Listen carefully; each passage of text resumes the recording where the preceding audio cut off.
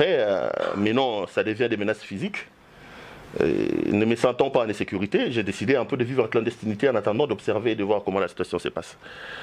Et je vous dis qu'en tant que père de famille, loin de mes enfants, j'ai des enfants en bas âge, c'est une situation très cauchemardesque dans laquelle je me retrouve. Tout ce que je veux vous demander, c'est de voir à votre niveau ce que vous pouvez faire pour m'assurer la sécurité et rentrer voir ma famille. C'est compliqué. Je ne pouvais pas imaginer que j'aimais autant mes enfants. Moi, je ne peux pas imaginer qu'on attente comme ça à la vie de quelqu'un. De toutes les façons, ce que nous demandons, c'est un droit. Ce que nous demandons, c'est un droit. Moi, j'ai 15 ans à Digital Congo. J'ai commencé cette maison-là avant qu'elle ne commence.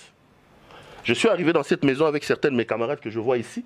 8 mois avant les signaux de Digital Congo. Donc nous l'avons bâti, nous l'avons construite.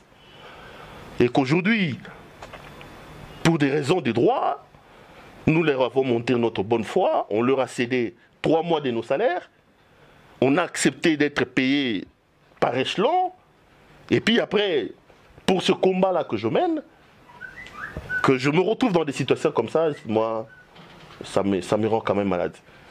Je lis inévitablement ce qui m'est arrivé à mon engagement syndical et à mes réclamations. Je dis inévitablement. Évidemment, je ne peux pas dire ça comme ça, j'ai des preuves, mais ce qui arrive est lié inévitablement à la situation, à ma situation de syndicat. Bande Rombo Tenabino, peuple congolais, Bana Fachi Béton, merci, na éveil patriotique. Mboka mabelo eza ya biso ya bakoko na biso. Nous allons nous battre to bunda tsena suka. Mais bande ko leo révéler bino un monsieur oboyebi na kombo ya Pero Loire. Oyo to bande ko kanisa kazali congolais nzoka Pero, il est d'origine rwandaise. Des pères et des mères ba infiltrer biso ba kota biso le roi ba Chomboki là. Monsieur Pero Loire. Au moins na Zambie ce que zali ba père ko passeport ya ba rwandais pour nous voyager au na Bruxelles. Yebake, ba Congolais ba na Bruxelles, ba combattants ba na Bruxelles, ba na Belgique mobimba. Loko loko mi clochard pour vendre âme na yo pour na détruire Congo. Monsieur, tu payeras cher. Yo na vina génération na mobimba. Pero Loire.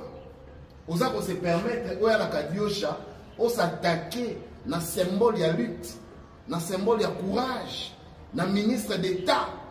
Son Excellence Constant Moutamba. Oyo aza ko incarner espoir. Yaba jeune.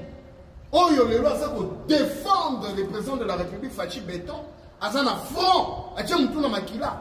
Yo Pero. Oya ko bimana baka diosha. Monsieur. Même ba koko. Ba ko bomba yo ba ko éliminer. Oza démon. Mutu aza ko véhiculer. Ba lo kuta. Oyo aza ko tambola ba réseaux sociaux. C'est Pero Loire. Azali. Armée numérique, il y a des Rwandais, il y a des Tutsi. Mais Pero, tu as une famille, même à Bruxelles, ici au Zawana, tu as vu comment te retoucher.